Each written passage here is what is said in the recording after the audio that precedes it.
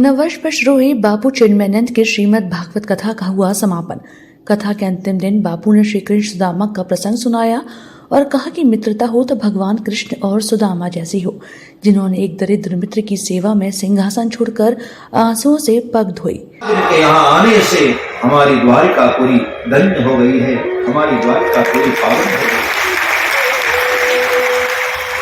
और भगवान अपने हाथों से सुदामा के चरण प्रक्षालन करने लगे।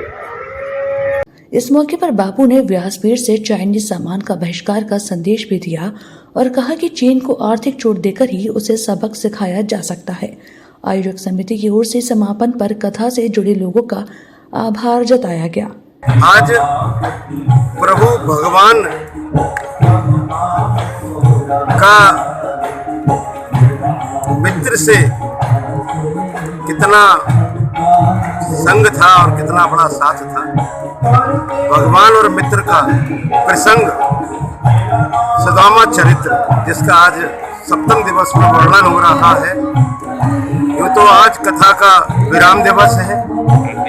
1 जनवरी 2023 से प्रारंभ हुआ ये यज्ञ 7 जनवरी 2023 तक ये सागरमयी श्रीमद् भागवत कथा PS गार्डन रोहता रोड पर हजारों भक्तों की आस्था यहाँ प्रकट हुई और उन सभी भक्तों ने और माताओं ने उसमें डुबकी लगाई।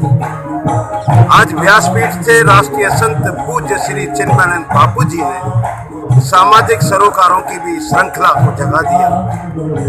कहा कि हिंदुस्तान के इस राष्ट्र के मैं सभी धर्म प्रेमियों से और हर जनमानस से ये अपील करता हूँ इस व्यासपीठ के माध्यम से कि वो चाइना की किसी भी सामग्री का प्रयोग ना करें, उससे दूरी बना के रखें। साथ ही रक्तदान जीवन में बहुत जरूरी है, क्योंकि रक्तदान महादान, जिससे लोगों की जिंदगी सुरक्षित हो जाती है। नगर इकाई द्वारा भागवत कथा का जो 1 जनवरी से लेकर 7 जनवरी तक जो आयोजन चल रहा था, आज उसका समापन है।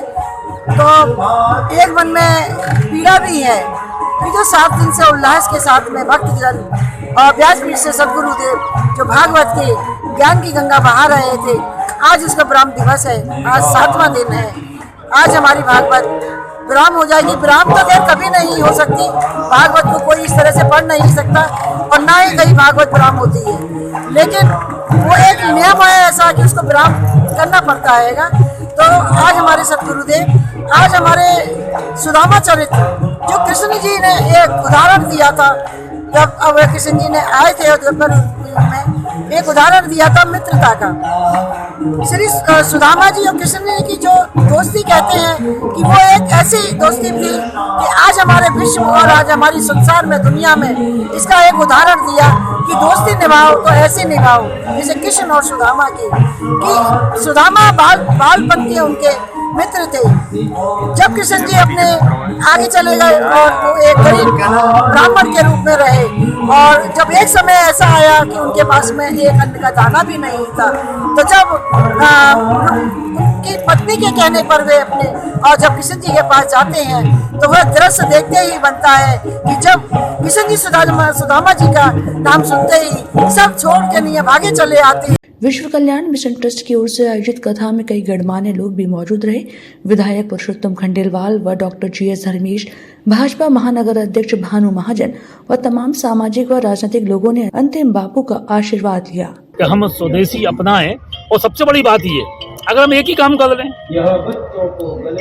कि हम अपने पर्वों में जो भी हमारे पर्व आते हैं, मैं महाराज जी का मुकाबला तो नहीं कर सकता, लेकिन महाराज जी की बात को और कम करके कह दूं मैं, हम दीपावली, होली, रक्षाबंधन अपने बच्चों के लिए चाइना मेड वस्तुओं का इस्तेमाल करना बंद कर दें तो भी बहुत बड़ा लाभ हो जाएगा।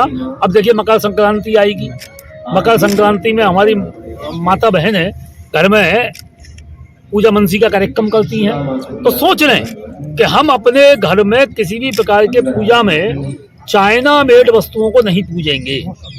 15 वस्तुएं आती हैं खरीद कर, 14 मन से जाती हैं। उन 14 वस्तुओं को मैं महाराज जी जो सुनने आए उनसे भी कहूंगा, और जो आप लोगों के माध्यम से लोग सुन रहे हैं उनसे भी कहूंगा कि मकर संक्रांति पर हम चाइना मेड वस्तुओं का कोई इस्तेमाल नहीं करेंगे। और यह आवश्यक इसलिए है कि चाइना हमसे ही कमाता है और हम पे ही घुसाता है। नव वर्ष के पावन उपलक्ष्य में प्रारंभ हुई श्रीमद् भागवत कथा, जो देखते ही देखते आज सप्तम दिवस में प्रवेश कर गई और चंद्र लम्हों बाद इसको यहाँ पर विराम किया जाएगा।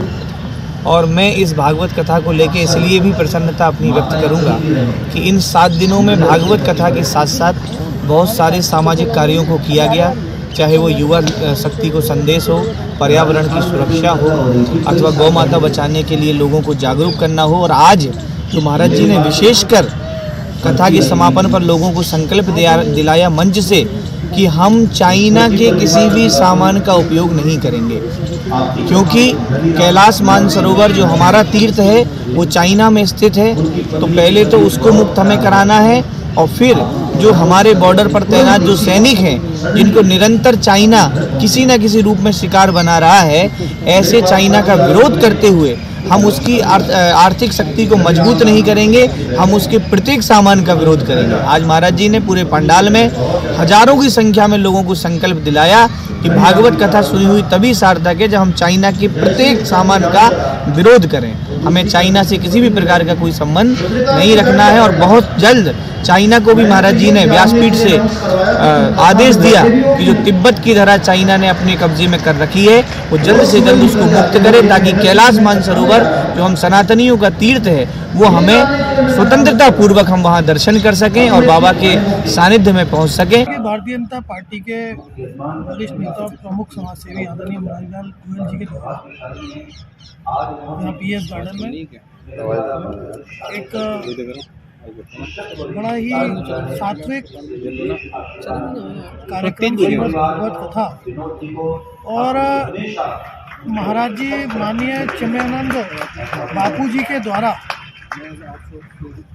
जो ये हमें भगवत कथा और ये अमृतवाणी सुनने को मिल रही है। यहाँ पर जनता जनार्दन कई दिनों से नित्य प्रोग्राम चल रहा है, कार्यक्रम चल रहा है, और निश्चित रूप से एक अच्छा वातावरण, एक बड़ा पुनीत वातावरण यहाँ पर बना हुआ है। इस तरह के जो कार्यक्रम होते हैं हमारे समाज सेवी जब कराते हैं तो निश्चित रूप से समरसता का भाव बनता है, एक अच्छा एक पावन पुनीत भाव बनता है।